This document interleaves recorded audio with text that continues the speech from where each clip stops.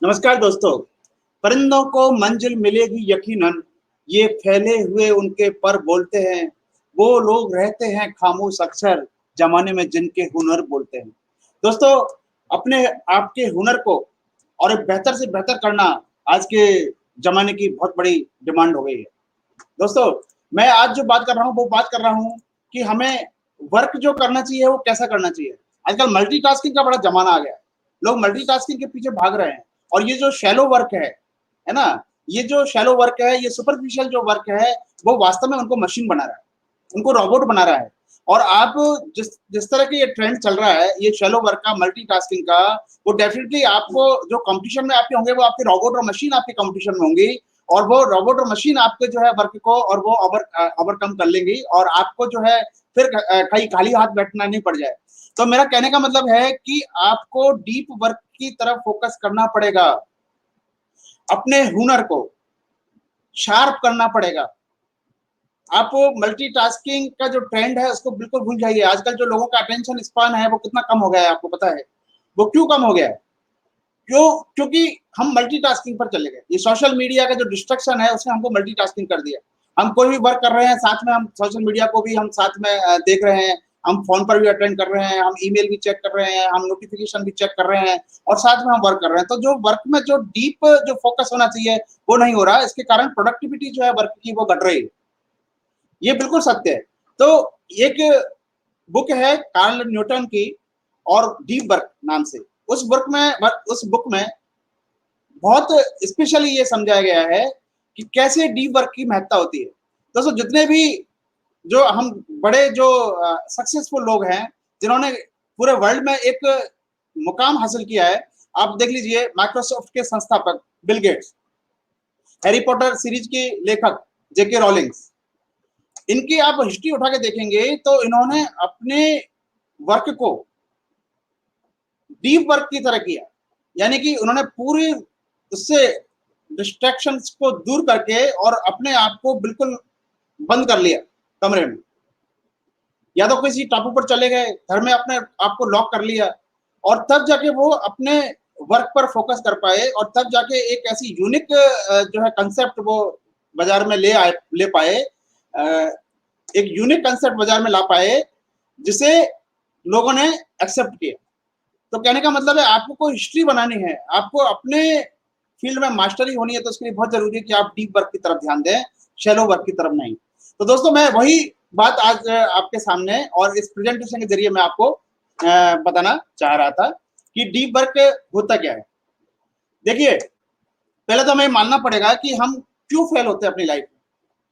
देखिए, ये जो टाइम है और अटेंशन है और फोकस है, इसको हमने डिवाइड कर रखा है मल्टीपल डायरेक्शन में। जो मल्टीटास्किंग जिसको कहते हैं हम, हमने उसको मल्टीपल डायरेक्शन में डिवाइड कर रखा है। ये एक मेन कारण होता है हमारे फेल्योर का, कि हम जो है एक पर्टिकुलर वर्क पर और अपना पूरा फोकस नहीं दे पाते।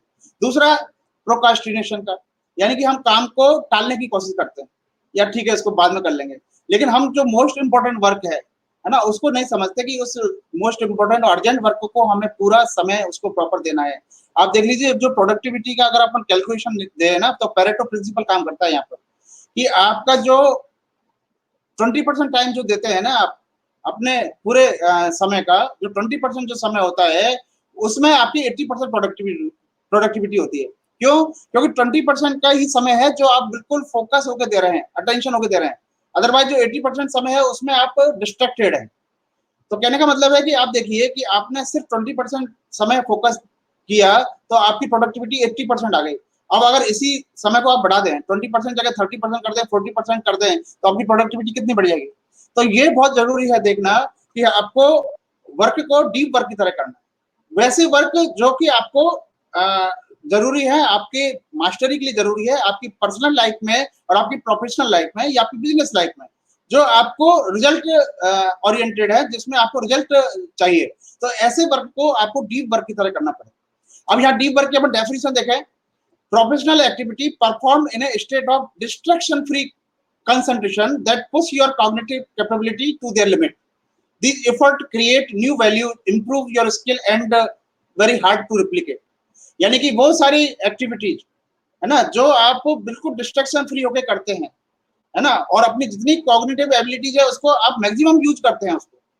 और इसमें क्या होगा, आप एक न्यू वैल्यू क्रिएट करेंगे, आप अपनी स्किल को इंप्रूव करेंगे, और कोई आपके वर्क को रिप्लिकेट नहीं कर पाएगा। जैसे कि माइक्रोसॉफ्ट के संस्थापक है ना, जिनका माइक्रोसॉफ्ट का जो कंसेप्ट है वो कोई उसको रिप्लिकेट कर पाया क्या? नहीं कर पाया, क्योंकि उन्होंने उस पर पूरा उन्होंने एफर्ट उस पर लगाया, डीप वर्क उन्होंने किया। कोडिंग तो हर हर किसी को आती है, ऐसा थोड़ी कि उनको कोई स्पेशली कोडिंग आती है, लेकिन नहीं, उन्होंने उस पर पूरा अटेंशन देके और वो वर्क किया। ऐसे जेके रॉलिंग ने अपनी सीरीज पूरी अटेंशन देके की, ऐसे ही एमआईटी के प्रोफेसर हैं वो, उन्होंने पूरा वो इतने बुक्स के उन्होंने पब्लिशर है, उन्होंने भी इसी तरह से डीप वर्क का फोकस किया। तो कहने का मतलब है आपको अपनी प्रोडक्टिविटी अगर बढ़ानी है तो आपको डीप वर्क की तरफ ध्यान देना होगा।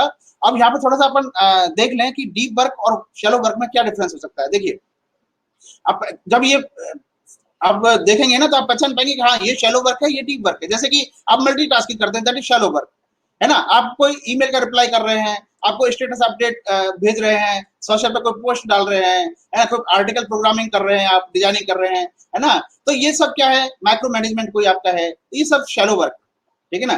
डीप वर्क क्या होंगे, जैसे कि आपको कोई सिंगल टास्क आपका जो है आपको कोई देना है, जैसे प्रेजेंटेशन आपको देना है कोई कंपनी में, आपको है ना, एज ए प्रोफेशनल आप हो, आपको कोई प्रेजेंटेशन देना है तो आपको उसको वर्क करना है, वो डीप वर्क हो गया आपका, है ना। आपको कोई स्पेशल आपको कोई रिपोर्ट बनानी है, ठीक है ना, कोई न्यू स्किल आपको सीखनी है, वहां पर आपको डीप वर्क आपको उस तरह से फोकस करना होगा, या ना कोई की नोट्स आपको, कोई की प्रोसेस आपको बनानी है, कोई डॉक्यूमेंट आपको लिखना है, कोई बुक आपको लिखनी है, कोई ब्रेनस्टॉर्मिंग आइडिया आपको सोचना है अपने बिजनेस में ग्रोथ के लिए, है ना, और आपको नॉलेज शेयर करनी है ना, किसी आर्टिकल पर रिसर्च करना है, ये सब कैसे वर्क होंगे, ये डीप वर्क होंगे।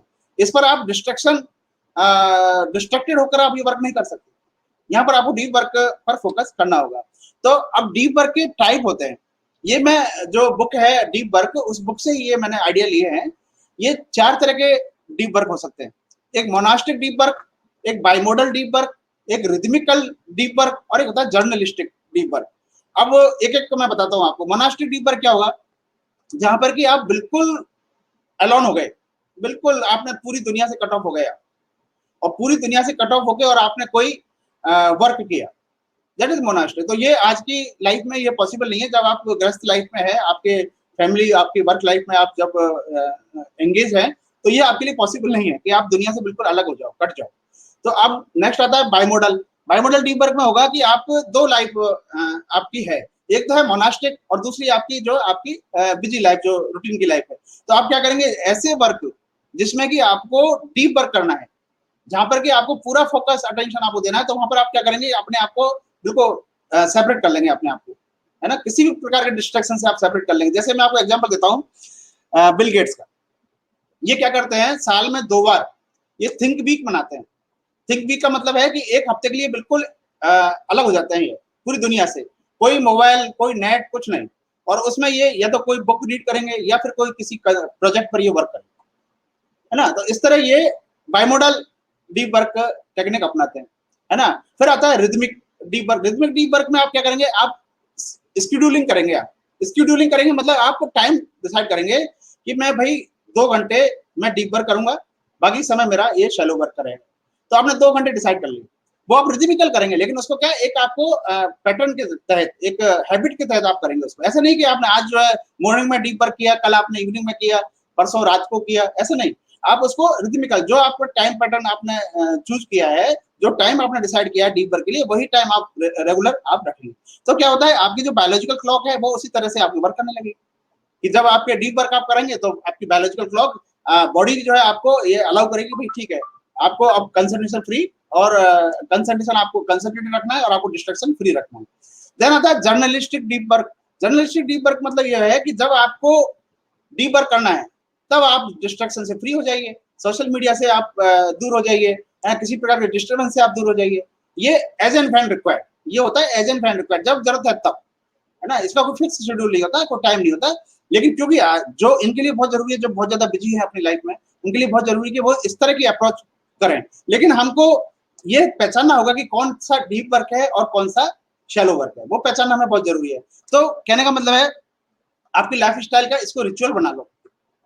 सबसे पहले आप आइडेंटिफाई करो which one is deep work and which one is shallow work. Identify करने के बाद में आप उसको रिचुअलाइज करो, उसकी आप हैबिट बनाओ, डेली हैबिट में आप डालो कि आपको डीप वर्क करना है तो उस टाइम डीप वर्क करना है, देन शैलो वर्क है, देन फॉरगेट अबाउट इट। भाई शैलो वर्क में तो आपको सोचना ही नहीं है ना, मल्टीटास्किंग जो भी आप कर रहे हैं, जो भी सुपरफिशियल वर्क कर रहे हैं आप कर रहे हैं, है ना, जो भी सोशल कॉन्टैक्ट्स है, आप लोगों से कम्युनिकेट कर रहे हैं वो है। लेकिन जब आपको किसी प्रोजेक्ट पर वर्क करना है, आपको किसी स्किल पर वर्क करना है, आपको कोई प्रोडक्टिविटी वाला ऐसा कोई वर्क करना है, तो आपको डेफिनेटली उसमें आपको डीप वर्क करना पड़ेगा। देन उसको आप शेड्यूल करिए, आप उसको शेड्यूल करना बहुत जरूरी है। आप उसको करिए और उसी टाइम आपको वो वर्क करिए, जिससे कि वो आपकी हैबिट में आ जाए, आपकी बायोलॉजिकल क्लॉक उस तरह की डिजाइन हो जाए। देन आप इसमें देखो प्रेशर टाइम का बड़ा इंपॉर्टेंट होता है। प्रेशर टाइम का मतलब है कि आप डेडलाइन बना दीजिए कि भाई मेरे को 1 घंटे में ये पूरा करके देना है ना। एक टाइम ब्लॉक आप बना दीजिए कि भाई मेरे को 45 मिनट्स में ये करना है, या मेरे को 90 मिनट्स में करना है, बीच में मैं 5 मिनट्स का ब्रेक लूंगा। ऐसा नहीं कि 90 मिनट्स आप एक्टिव स्ट्रेस करें, नहीं, आपको इसमें बीच में बहुत देना पड़ेगा। अब इसमें जरूरी क्या होता है, देखिए बताऊं आपको क्या होता है कि आप जब मल्टीटास्किंग करते हैं ना, तो डेफिनेटली अगर देखा जाए तो जो आपकी परफॉर्मेंस है ना ब्रेन की, वो आपकी रिड्यूस हो जाती है। अटेंशन स्पान जब कम होगा, तो जैसे आप वर्क कर रहे हैं, अपने प्रोजेक्ट पर वर्क कर रहे हैं, और इधर आपका मेल आया, मेल चेक किया, तो मेल चेक करने के बाद जब वापस आप अपने वर्क पर आएंगे ना, तो आपका 20-30% जो है ना, वो अटेंशन रेजिड्यू वहीं रह जाएगा उस मेल पर ही। मतलब पूरा फोकस आप यहाँ पर नहीं कर पाएंगे। इसको बोलते हैं अटेंशन रेजिड्यू, यानी कि आपको 20-30% आपकी परफॉर्मेंस वहां पर कम हो जाएगी आपकी ब्रेन की। तो इसलिए ये जरूरी है कि आप एक फोकस ब्लॉक करके, मतलब टाइम को ब्लॉक करके, उस टाइम में आपको डीप वर्क करना है। देन आपको 5 मिनट्स का आपने गैप दिया, ठीक है, फिर 45 मिनट, तो आप इसको ब्लॉक को आप इस तरह से डिसाइड करें। तो ये बहुत जरूरी है। Then become hard to reach, यानी कि जैसे थिंक बिग का मैंने बताया ना आपको, उनका बिल गेट्स का, ऐसा ही आपको क्या है, ऐसा आपको एनवायरनमेंट क्रिएट करना है जहां पर कि किसी भी प्रकार के डिस्ट्रक्शन से आप दूर हो सके, कोई आपको डिस्टर्ब नहीं करे, चाहे वो फैमिली मेंबर्स हैं या आपका सोशल मीडिया है, कुछ भी है, तो आपको डिस्टर्बेंस नहीं करे। तो हार्ड टू रीच बनना पड़ेगा आपको। Then embrace boredom. अब इसका मतलब क्या हुआ, देखिए कि हमारा जो लाइफ स्टाइल है ना, वो उस तरह का हो गया कि हमें multitasking, superficial tasking, attention span कम होना, ये हमारी लाइफ का एक पार्ट हो गया। तो ऐसे में जब हम डीप वर्क की तरफ जाते हैं और अपने आप को बिल्कुल बोर्डम महसूस करते हैं, उसका बोर्ड महसूस करते हैं, लेकिन उस बोर्डम को आपको एम्ब्रेस करना पड़ेगा, उसको एक्सेप्ट करना पड़ेगा। Then only you can do, because आपको देखना है कि अगर मैं ये डीप वर्क करूंगा तो उसका रिजल्ट क्या मिलने वाला है, आपको वो सोचना है।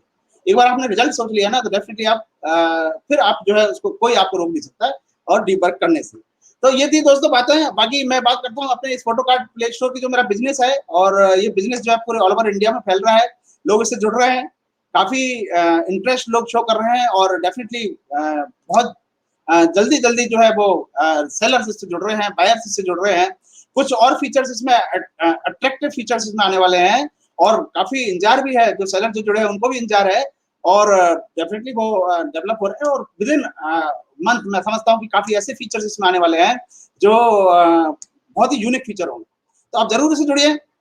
ये एक प्रकार का बहुत अच्छा एक प्लेटफॉर्म है जहाँ कर की सेलर और बायर दोनों एक्चुअल में बिजनेस जहाँ पर होता है, जहाँ पर सेलर अपने प्रोडक्ट सेल करते हैं, बायर जो है वहां से प्रोडक्ट सर्च करके और प्रोडक्ट वहां से और परचेज करते हैं। ये सिटी वाइज बड़ा अच्छा वर्क कर रहा है। सिटी वाइज जहाँ पर कि लोकल जितने भी सेलर्स हैं वो जो है अपने बायर से जुड़ जाते हैं, उस सिटी के बायर से, जिससे कि एक वही जो प्रोडक्ट उनको पता ही नहीं है कि उनकी पड़ोस की दुकान में भी वो प्रोडक्ट अवेलेबल है, तो वहां से ही वो परचेज करेंगे ना, बजाय उसको कहीं और दूसरे रिमोट प्लेस से मंगाएंगे। क्यों मंगाएंगे वो रिमोट प्लेस से? तो इसके लिए ये बहुत अच्छा वर्क कर रहा है। ये सर्च बेस पर जो वर्क कर रहा है, जो जीपीएस बेस पर वर्क कर रहा है, ये इसकी बहुत बड़ी खूबी है। तो आप जरूर इससे एक बार जुड़े, और प्ले स्टोर पर जाकर आप इसको डाउनलोड कर सकते हैं। बाकी आप मैं इसी तरह ये बिजनेस क्लासेस लेता हूँ हर संडे को, जूम पर मैं ही रखता हूँ लाइव। और आप अगर किसी प्रकार का बिजनेस करते हैं और आप चाहते हैं कि जो बिजनेस की सीख मुझे मैंने मेरे बिजनेस में अपनाई है, वो आप भी उसको मैं आपको शेयर करना चाहता हूँ, वो भी फ्री, किसी प्रकार का मैं चार्जेस इसमें नहीं लेता हूँ। तो आप जरूर इससे जुड़े। ये आप देख रहे हैं ये जूम पर होती है, और इसका एक्सेस आपको व्हाट्सएप ग्रुप से मिले, तो आप व्हाट्सएप ग्रुप पर एक बार जुड़ लें। उसके लिए नंबर यहाँ पे फ्लैश हो रहा है, वो आप देख सकते हैं। तो थैंक्स फॉर वॉचिंग। आप इस तरह मेरे से जुड़ते रहें, और मैं डेफिनेटली आपसे जो है मैं मिलता रहूंगा। हर इवनिंग पर मैं आता ही हूँ आपसे, और मैं बिल्कुल मैं लाइव होता हूँ आपके साथ। तो और नीचे कमेंट बॉक्स में आप लिखते रहिए, मेरे चैनल को आप सब्सक्राइब करते रहिए, मेरे पेज पर आप आए, और इसी तरह से आप मुझे प्यार आपका मिलता रहे। Thank you.